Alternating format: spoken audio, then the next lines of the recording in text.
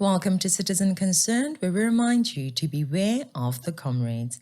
I'm Katlego and would appreciate it if you subscribed to our YouTube channel, joined our channel membership, or donated to support the work we do. And of course, like and share this video with other citizens. Let's get into today's video.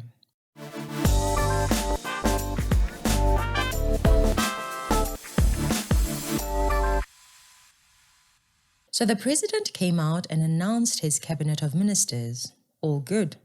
I wish there were certain ministries that had ended up within the DA's or someone else's hands, but hey, the ANC wouldn't budge, so here we are. The funny thing is many people see me happy about this arrangement and assume that I am a DA fan, a DA stooge, blah, blah, blah. But I'm simply a concerned citizen. I do not put my faith in the DA. They are very cocky and support some policies that I don't agree with. And in case you're wondering, I did not vote for the DA. To me, politics is like watching soccer. There are several teams playing, and there are a few teams that one likes because they play better. The DA is one of them. Out of the soccer teams we have playing in the South African tournament, the DA is the most equipped to bring about the change we need.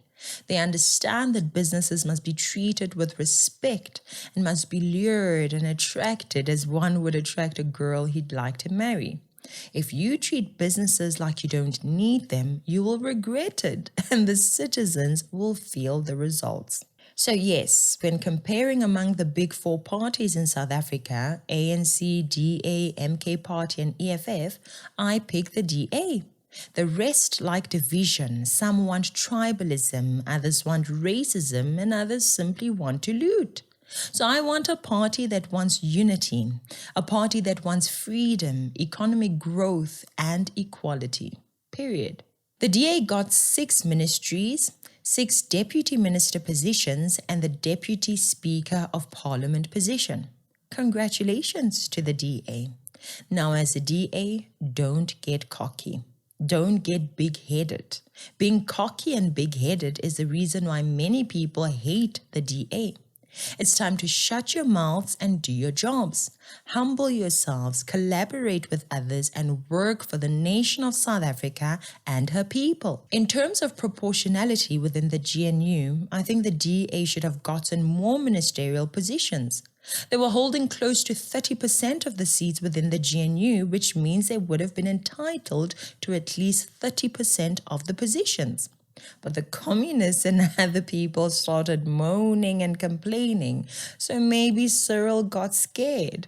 And besides, the ANC is still greedy, and there is no way that the DA was going to get all those positions without affecting some of the big wigs within the ANC. The Gwede Mantashes and Bladen Zimandes would have eaten Cyril for breakfast. To me, that explains why the cabinet even grew further.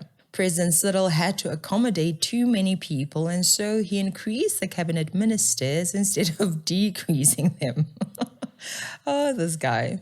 The GNU was supposed to share the already existing ministerial positions instead of creating more positions. But in true ANC style, the president needed to accommodate his comrades to ensure that they were happy. The DA did campaign on reducing the size of the government, but well, the DA along with the rest of the political parties lost. No one won the election. But for some reason, people are already complaining about the DA as if it's the one that appointed the ministers or the one that increased the ministries. Blame that on the ANC. Blame that on President Cyril Ramaphosa and his fellow comrades. As is evident, the president has a prerogative, and he exercised his prerogative. All the parties have made a commitment in writing to respect the Constitution and to promote accountable and transparent governance, evidence-based policies, and decision-making, the professionalization of our public service based on integrity and good governance. The incoming government will prioritize rapid, inclusive, and sustainable economic growth and the creation of a more just society by tackling poverty and inequality, as well as unemployment. That is good.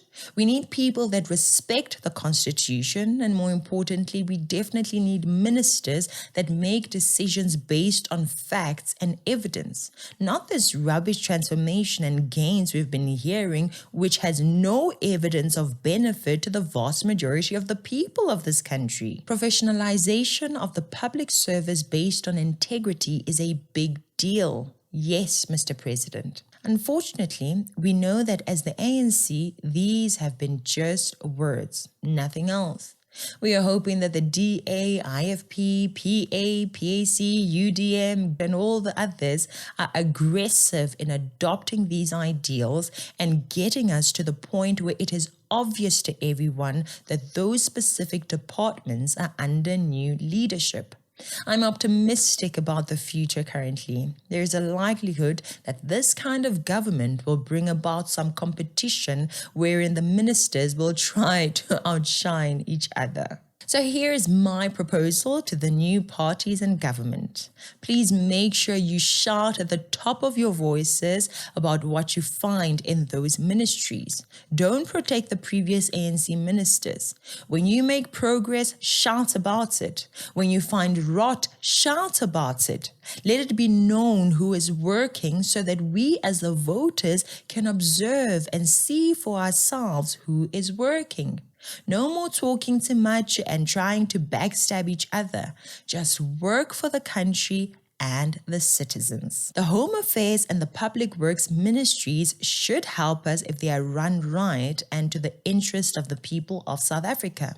Critical skills visas need to be sped up. Foreigners who bought IDs need to be flashed out. Deportations need to start happening in masses and the border needs to be protected. The processing of our IDs, birth certificates, and passports, among many other things, can finally improve, and it will all work in favor of the DA if they can sort these things out. Remember, the EFF likely lost a lot of voters because of immigration issues. The DA already campaigned to improve the borders. I don't know if they'll be able to implement everything they wanted to, especially since the other part of their promises was that they would increase the quantity of military personnel patrolling our borders. The problem is they're not in charge of the military. They have to collaborate with NG Motshega and Bantu Holomisa. Time for everyone to behave like adults. Let me know how you think they might get around this one.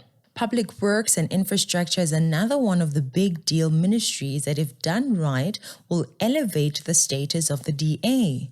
The voters will see good performance and hopefully associate that good performance with the DA. The problem is we also have our own little municipalities with their own rubbish leaders. So we will have to see how far they will be able to positively affect our lives.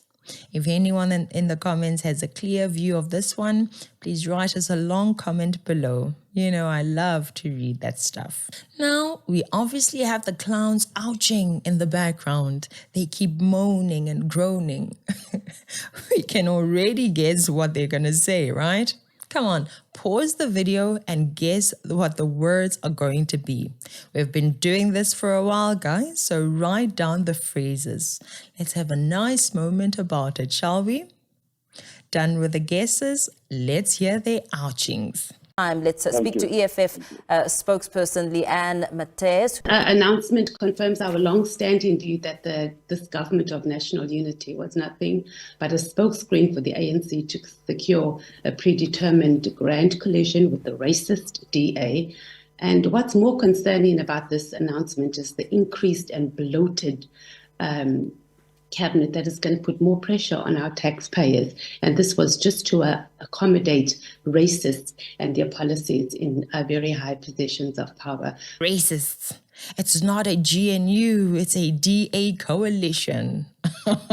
It is a GNU. The fact that you ain't in it does not stop it from being a GNU. Just get used to it. As for you, I'm sure you would not have minded if the cabinet had been bloated with you in it.